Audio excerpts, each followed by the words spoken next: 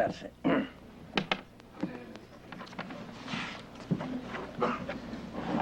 estilo mexicano, muy buenos días. Y el estilo azteca, Quijiahue. Dios nuestro, Padre eterno, te alabamos y te bendecimos porque eres digno. Delante de ti nos postramos en reverencia santa, en adoración sincera y en agradecimiento profundo. Eres digno de toda alabanza, adoración, devoción y vida. Y ahora al tomar tu palabra pedimos que nos des la luz necesaria, que el Espíritu Santo nos ilumine, nos encamine, nos vaya enseñando por el camino las lecciones que tú tienes para nosotros. En esos días tan difíciles, tan peligrosos, pedimos que nos guíes de tal manera esta mañana que podamos llenar nuestra alforja con todas las armas espirituales para llevar a cabo la obra que nos has encomendado. Te lo suplicamos todo por amor de Cristo Jesús. Amén. Hermanos, invito la atención de ustedes al Evangelio según San Marcos, su capítulo 10, y voy a leer rápidamente porque el tiempo va muy deprisa. 32, perdone. Y estaban en el camino subiendo a Jerusalén, y Jesús iba delante de ellos. Noten la forma gráfica. Y se espantaban, tiempo imperfecto, y le seguían con miedo. Entonces, volviendo a tomar a los 12 aparte, les comenzó a decir las cosas que le habían de acontecer. He aquí, subimos a Jerusalén, y el Hijo del Hombre será entregado a los príncipes de los sacerdotes y a los escribas, y le condenarán a muerte, y le entregarán a los gentiles, y le escarnecerán, le azotarán, y escupirán en él, y le matarán. Mas al tercer día resucitará. Ahora, entonces, se levanta la carne. Entonces Jacob y Juan, hijos de Zebedeo, se allegaron a él, diciendo: Maestro, querríamos que nos hagas lo que pidiéramos. ¡Qué atrevimiento! Y les dice: ¿qué queréis que os haga? Y ellos dijeron: danos que en tu gloria nos sentemos el uno a tu diestra y el otro a tu siniestra. Entonces Jesús les dijo: ¿no sabéis lo que pedís? ¿Podéis beber del vaso que yo bebo y ser bautizado del bautismo de que yo soy bautizados? Otra vez. Y ellos contestaron: podemos.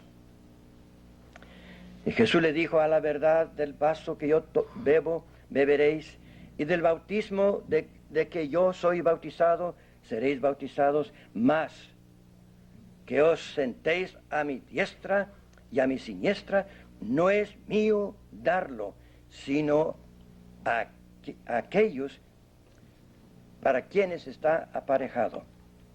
Y como lo oyeron los 10, comenzaron a enojarse con Jacobo y con Juan.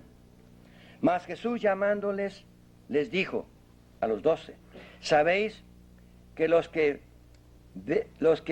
ven ser príncipes entre las gentes se enseñorean de ellos, y los que entre ellos son grandes tienen sobre ellas potestad? Mas no será así entre vosotros. Cualquiera que quiera o quiere hacerse grande entre vosotros será vuestro servidor. Y cualquiera de vosotros que quisiere hacerse el primero será siervo de todos. Porque el Hijo del Hombre también vino para servir, para ser servido, mas para servir y dar su vida en rescate de muchos. Que Dios bendiga ricamente la porción de la palabra, llena de enseñanzas para hoy día. Queremos seguir la serie. Hoy día, en esta mañana, la cruz y, claro, la resurrección revela la ambición carnal del creyente. La cruz despeja, quita la máscara y revela el fondo del corazón del creyente. Delante de la obra del Calvario y la resurrección, el creyente queda desnudo, tal cual es. No se esconde nada de su vida. Noten la escena del pasaje. Ya Jesucristo con sus discípulos ha dejado Galilea. Ya entra en la área llamada Perea, más cerca de Jerusalén, rumbo a la ciudad en donde se llevará a cabo ese acto nefando de los hombres, pero la obra gloriosa de Dios. Va rumbo a Jerusalén. Y noten también la forma gráfica. Jesús va por delante. Va por delante. De acuerdo con la costumbre de los rabís, Él va por delante, como ejemplo. Y además, con el rostro afirmado, con un rostro levantado, en plena serenidad y valor, va por delante a Jerusalén. Y los discípulos, cual borregos temerosos, van detrás, y dice ahí que caminaban detrás de él asombrados y llenos de temor. ¿Ven el cuadro? Porque ven en el rostro de Jesucristo que va rumbo al Calvario para resucitar al tercer día. Ahora noten, en primer lugar, Cristo presenta otra vez la obra de la cruz, el Calvario y la resurrección. Ya está concretando otra vez su enseñanza a los 12, porque van de camino, van de paso, rumbo a Jerusalén. Ya deja por un lado a la multitud, que la habían rechazado, y ahora se concreta a hablar del Calvario a los discípulos. Ahora noten ustedes los detalles. Aquí sí, en cada caso, notábamos el sábado que matar, pero ahora noten los detalles. Noten el versículo 32 del 10. Lo que había de caer sobre él. Es decir, la palabra ahí es próximamente ya la sombra de la cruz está por encima, ya cerca. El acontecimiento grave para ellos está ya de frente y muy de cerca. Lucas 18:31, pasaje paralelo, dice que lo que va a suceder en Jerusalén va de acuerdo con las profecías del Antiguo Testamento. Es decir, lo que va a suceder fue predicho y se va a cumplir. La palabra de Dios siempre sostiene su fidelidad. Isaías 53. Aún más, dice Marcos 10:33, será entregado en manos de los principales, en manos de los hombres. Ahora noten, anteriormente había dicho en manos de los hombres. Ahora aclara la cosa más detalladamente. Va a caer en manos de los líderes religiosos, de los cuales nada se esperaba de este tipo. Aún más, Marcos 10:32 dice, será condenado a muerte. Una idea nueva. Antes será matado. Ahora será condenado a muerte. Es decir, lo llevarán a juicio, pero juicio torcido, injusto, errado. pero condenado según los hombres. Aún más, una idea nueva también. Marcos 10:32, será entregado en manos de los gentiles. Esta idea antes no había mencionado. Las manos de Pilato, Herodes. Aún más, otro detalle que antes no había mencionado. Dice el versículo 34 de Marcos 10, será burlado. Se burlarán de él. Tremendo.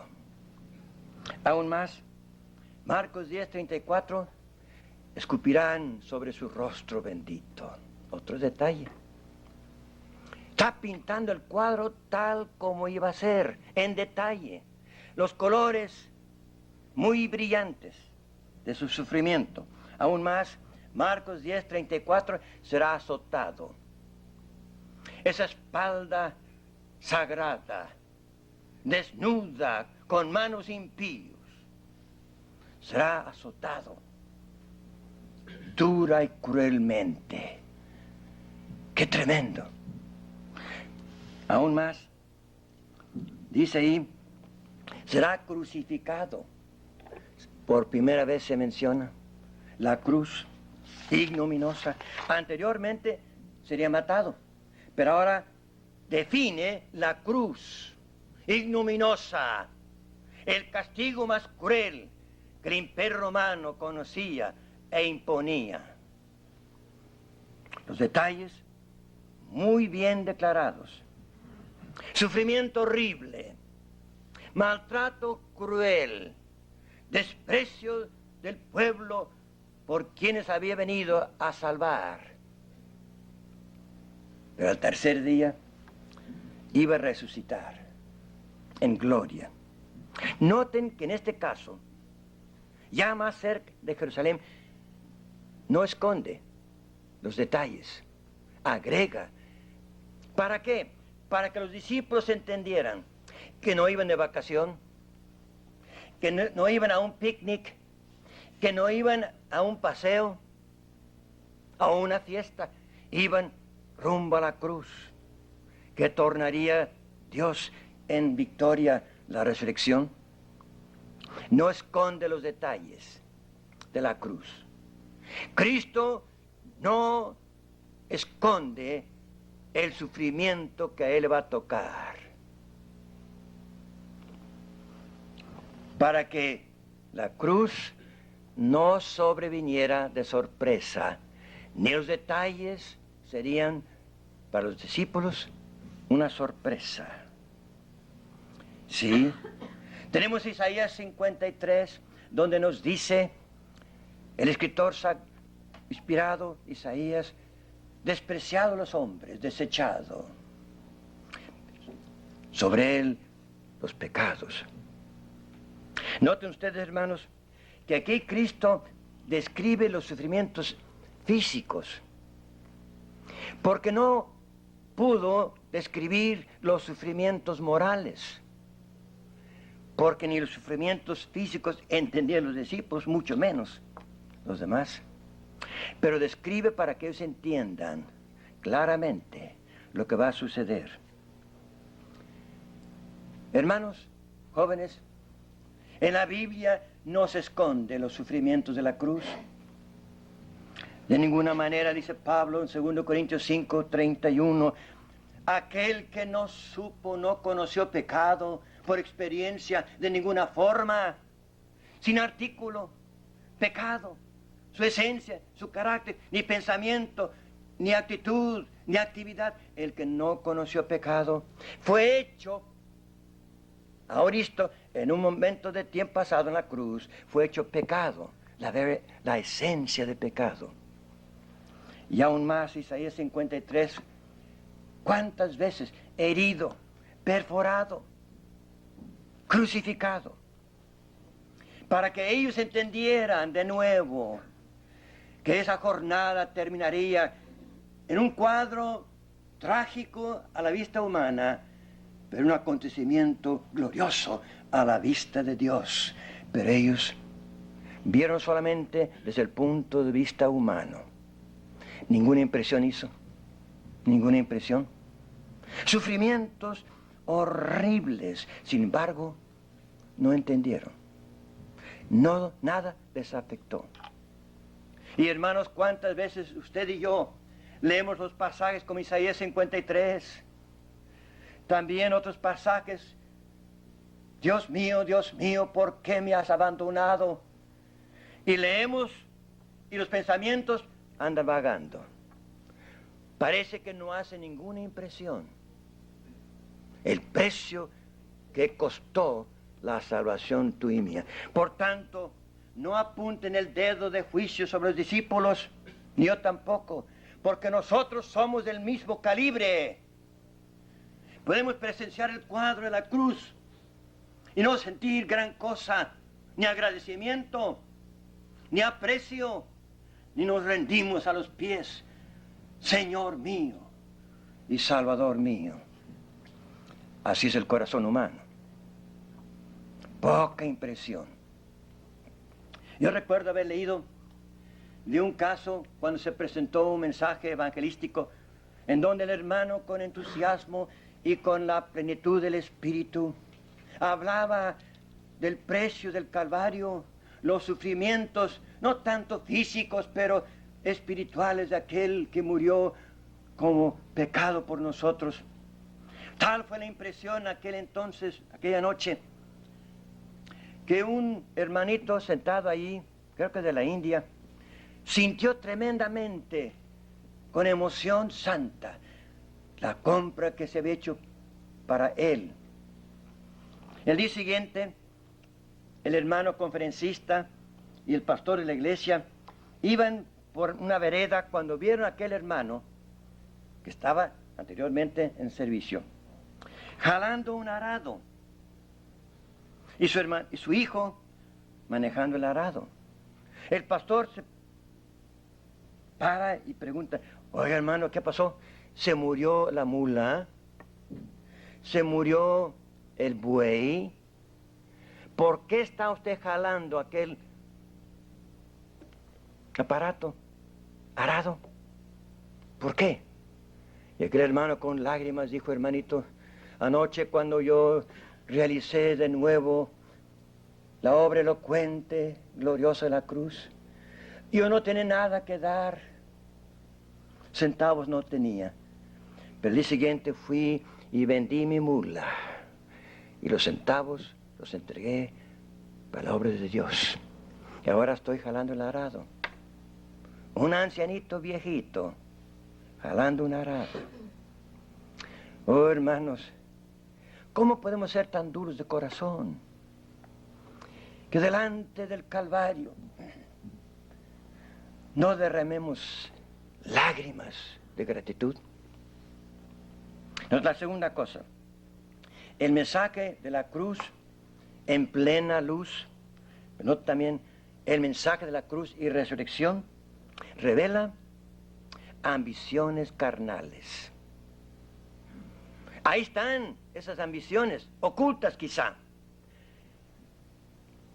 pero resaltan a la luz de todos. Noten ahí, en vez de agradecer lo que él había dicho, en vez de tomar en serio el sufrimiento que esperaba el Señor, se acercan dos discípulos, Juan y Santiago.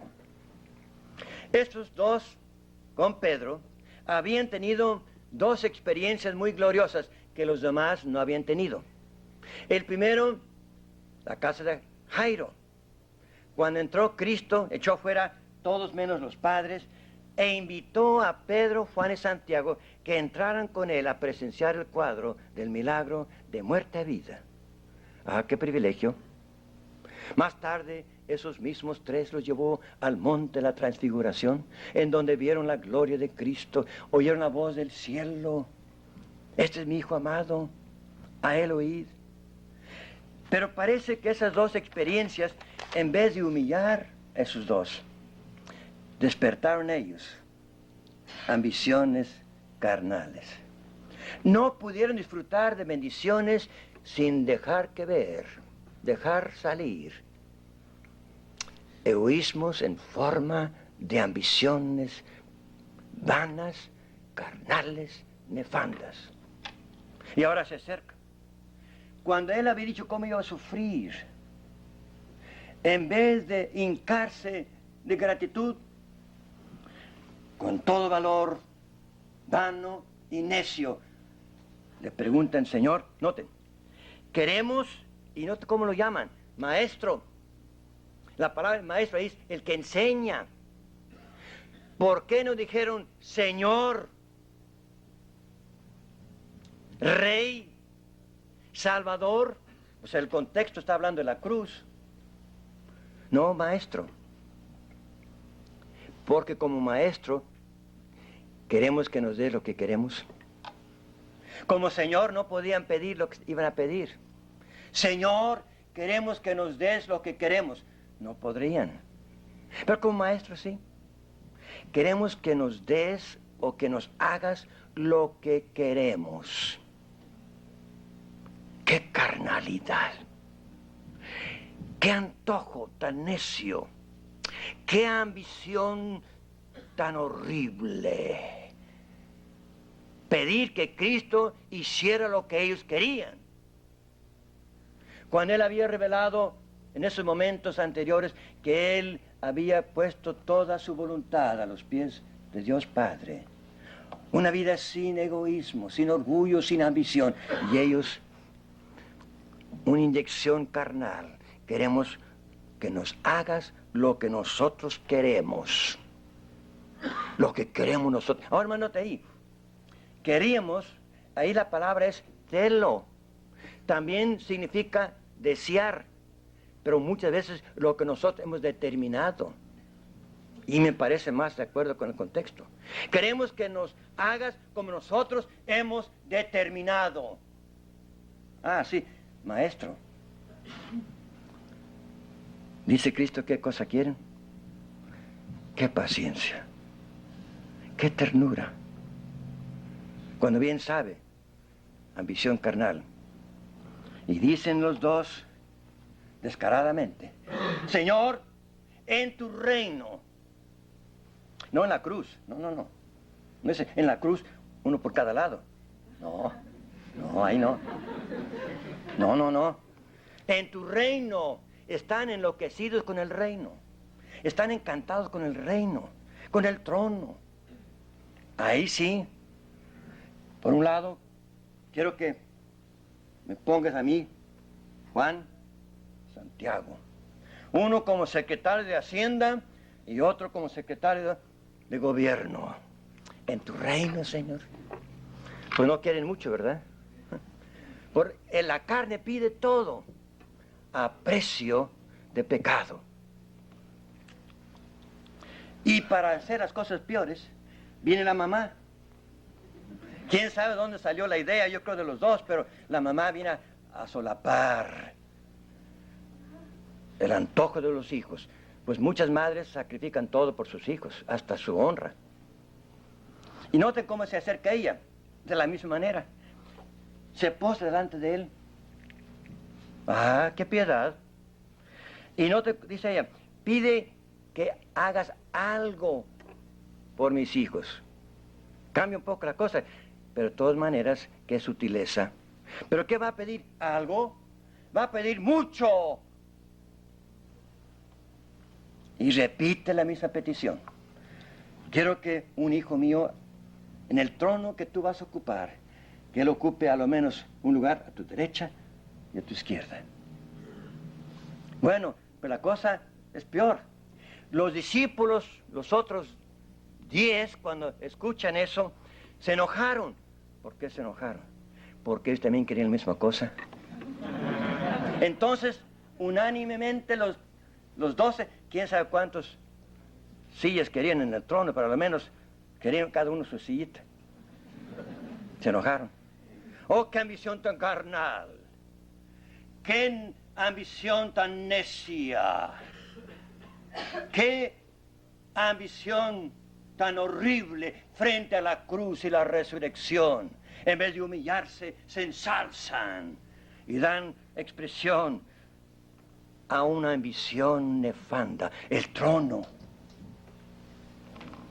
Pues hermanos, es el espíritu del diablo. Quiere el primer lugar. Es el espíritu nefando, carnal, de los fariseos, que quieren el lugar prominente. Sí, en un sentido fue el espíritu de la iglesia de Corinto. Yo soy de Pablo y por lo tanto yo ocupo la primera banca. No, yo soy de Apolos, yo también, a lo menos la segunda. Yo también soy de Pedrito, también, pues también otro. Bueno, y aún más, nosotros somos de Jesucristo. Debemos entonces ocupar el primer lugar. Oh, hermanos, qué ambición tan carnal. La iglesia de Filipos, por el mismo estilo, en la carta a los Filipenses, capítulo 2, Pablo les dice que sean unánimes, que ninguno piense de sí más grande de los demás, porque es el espíritu de la carne que ambiciona lo que no le toca, a precio del pecado. Pues yo recuerdo, hermanos, allá cuando terminamos el seminario, perdone que dé un ejemplo personal. Mis condiscípulos, mis compañeros, la última semana de graduación, venían gozosamente y hubo comparación.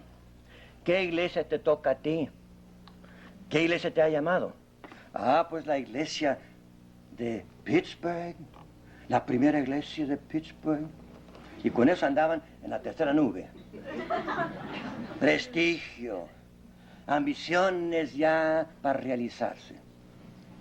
Y unos cuantos decían, pues hermano, compañeros, a mí me toca una llamada a una iglesita en el rancho. Andaban en la nube muy abajo y los demás muy arriba. ¿Qué lugar te toca en el ministerio? ¿Una iglesia de lujo? Ah, qué bonito. Pero allá en un rancho escondido, no.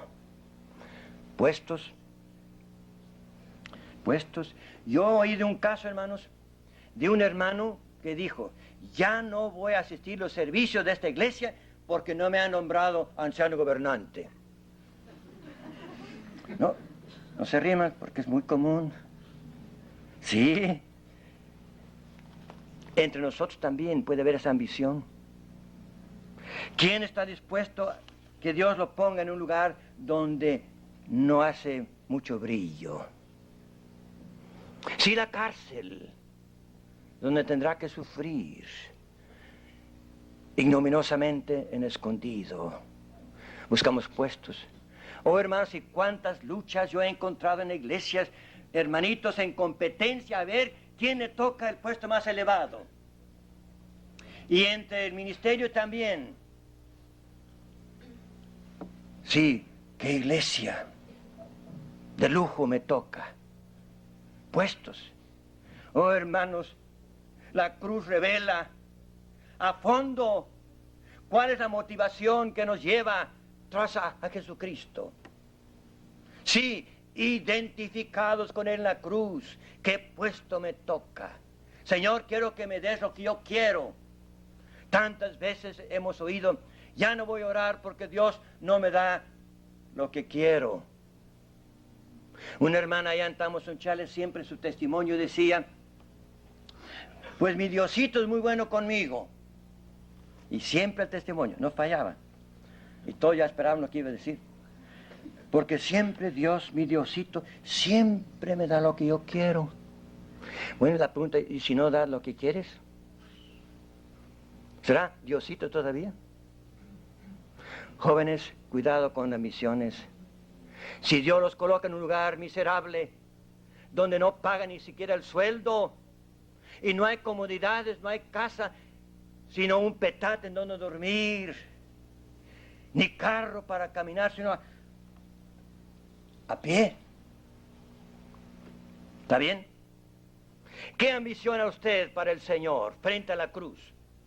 ¿Gloria o la voluntad de Dios? ¿Cómo hay lucha, competencia para ocupar puestos en la iglesia, en la obra? ¿Y qué decir? Muy común. Frente a la cruz, el corazón del creyente se revela. Y en el fondo hay mucho de esto en nosotros. ¿Qué hueso me toca, como dicen políticamente? ¿Qué huesito me va a tocar? No. ¿Qué puesto me va a tocar? ¿A la derecha, a la izquierda, en su trono? Eso viene después, como dice Cristo, para aquellos para quienes fue preparado. Oh, hermanos, esas envidias y esas ambiciones carnales, demasiadamente común hoy día. Ahora, la tercera cosa, brevemente, noten ustedes, el mensaje de la cruz y la resurrección, su remedio eficaz. ¿Qué hace Cristo con aquella ambición nefanda, carnal, entre los 12 discípulos, creyentes, que han disfrutado 3 años con el Señor, escuchando sus pláticas, viendo sus milagros, compartiendo con Él y Él con ellos? Ambición fuera de orden. ¿Qué hace Cristo? Pues hermanos, con ternura, aplica la cruz. Es un remedio. La ambición carnal tiene que morir para que Dios pueda obrar en gloria. Pero no, el asiento aquí. No. La cruz. Con la resurrección. Y noten ustedes, hermanos, en primer lugar, Cristo revela la ignorancia de ellos. Dicen, ¿sabéis lo que piden?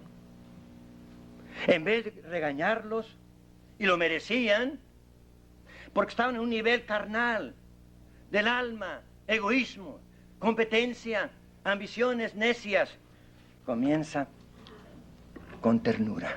¿Sabéis lo que pedís? Y en vez de hacer impresión, los dos, sí, Señor, entendemos, no entendían nada. Así es la ambición, hermanos, carnal, muy ciega, muy ciega. Sí podemos. Ahora sí, Cristo va más adentro.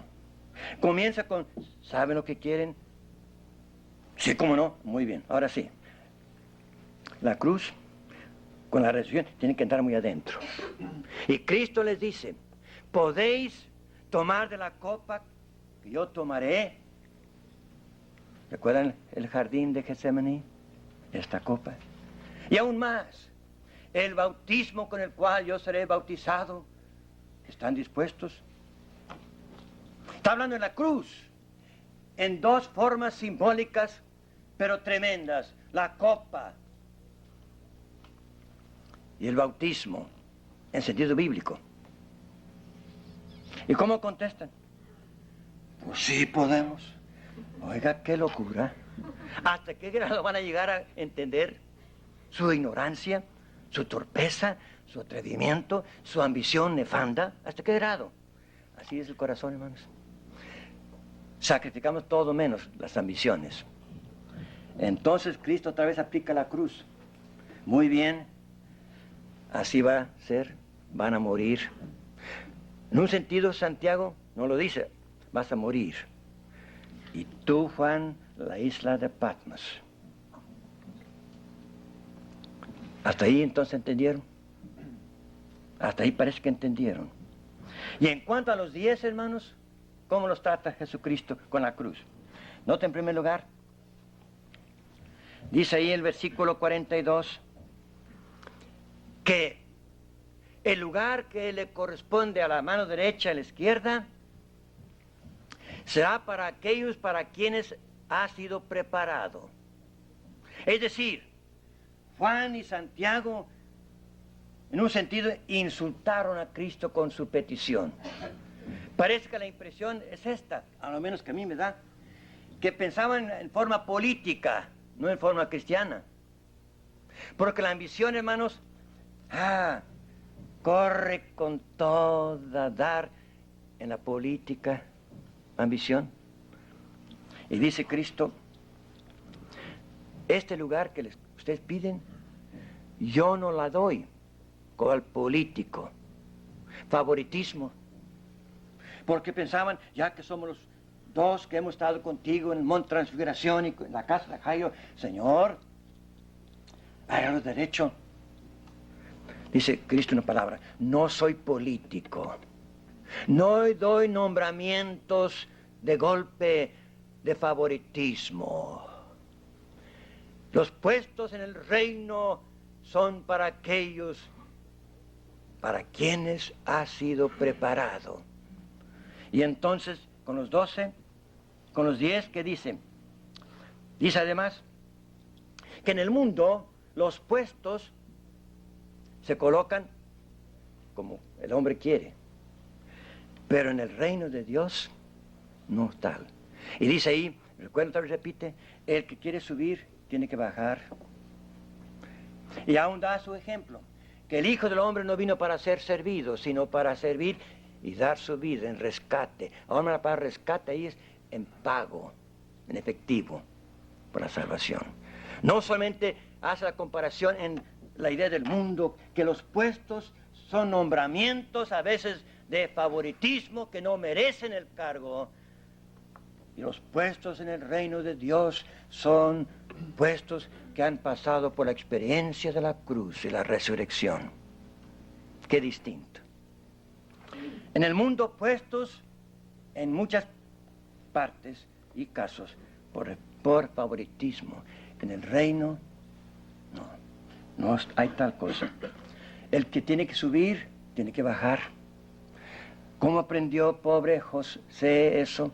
Para subir al trono, ahí con Faraón en Egipto, tuvo que estar en la cárcel a lo menos 25 años, enterrado. Sí, para librar al pueblo de Egipto, Moisés tuvo que aprender que no con el puño el pueblo reconocería su autoridad, sino 40 años allá en el desierto para que entendiera que del sepulcro vienen los puestos. Hermanos, para aquellos, para quienes están preparados, vamos al caso. Sabemos según la Biblia, según 1 Corintios 4, se requiere de todo siervo de Dios que sea fiel. Fiel. Fiel. Y sabemos según la Biblia, de acuerdo con 2 Corintios 5, 1 Corintios 3, que después del arrebato, enseguida el tribunal. ¿Recuerdan? 2 Corintios 5, en donde frente al Señor Jesucristo, que lleva todas las marcas en su cuerpo glorificado de la cruz, y los pies también, delante de Él tendremos que pasar lista. Y cuando cantamos ese himno, cuando se pase lista, y a mi nombre responderé, ¿qué dirá? ¿Qué dirá?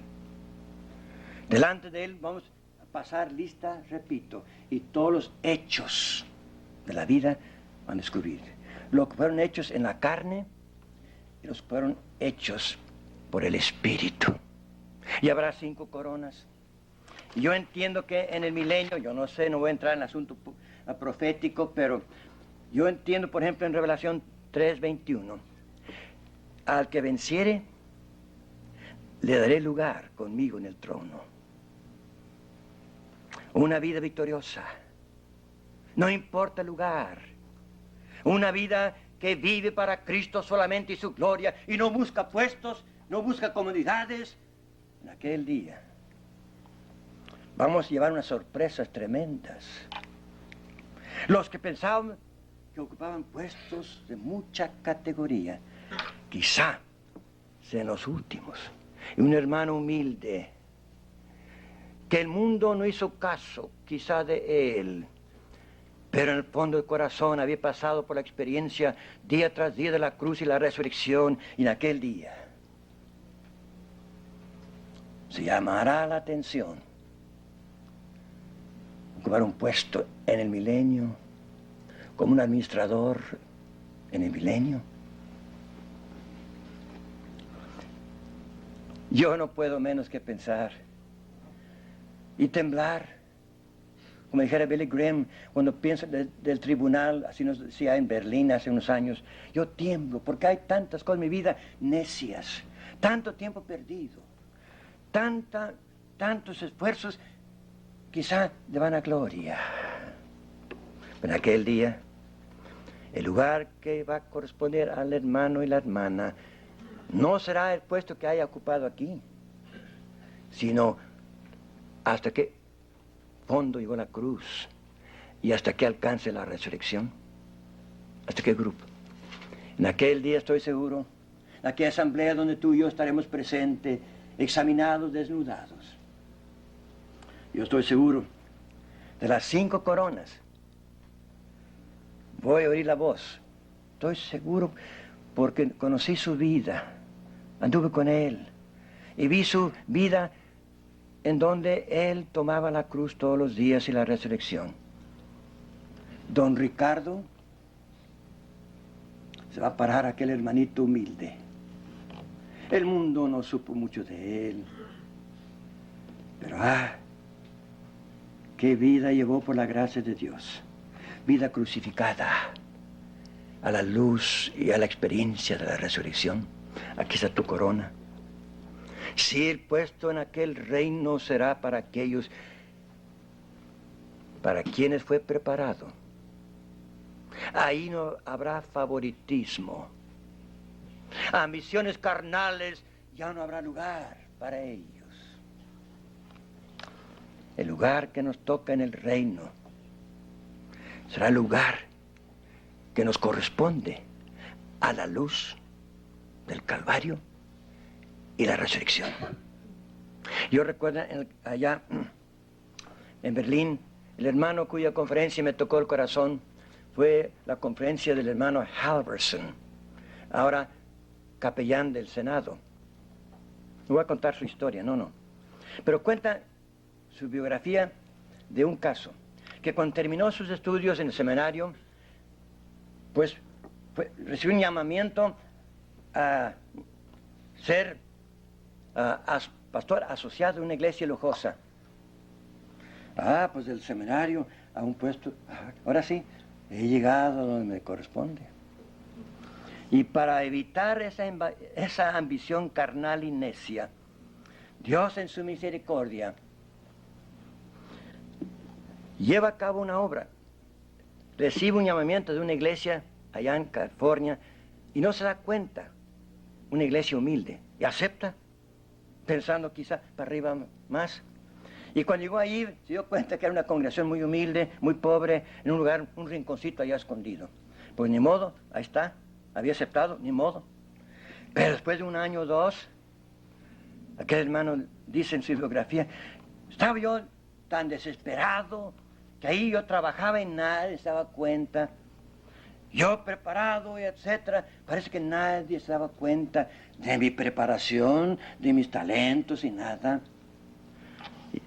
Y después de unos cuantos días de angustia, aquel hombre llegó al pie de la cruz de nuevo. Y la resurrección también. Y dijo, Señor, si es para tu gloria, quedarme aquí hasta que yo muera,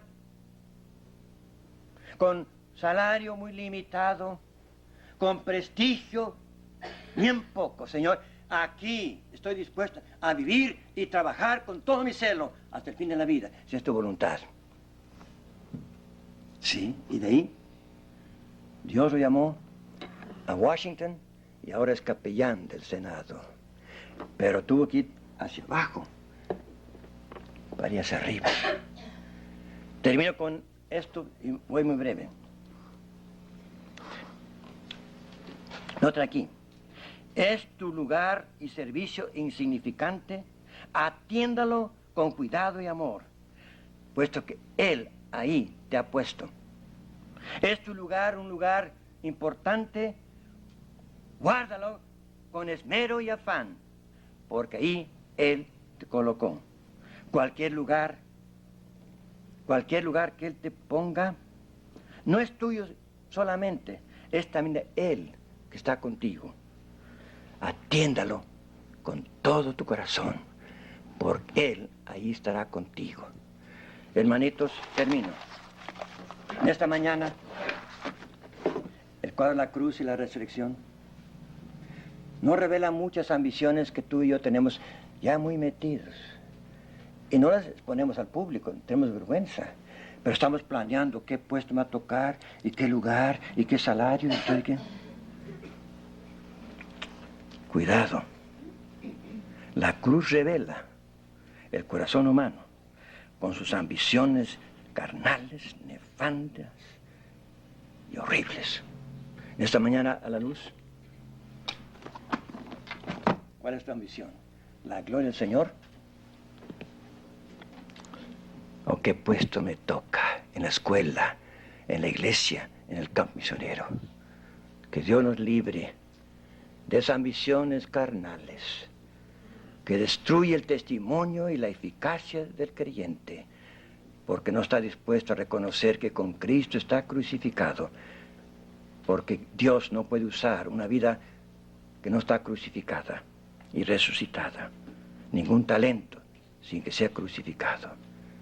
Dios nos libre.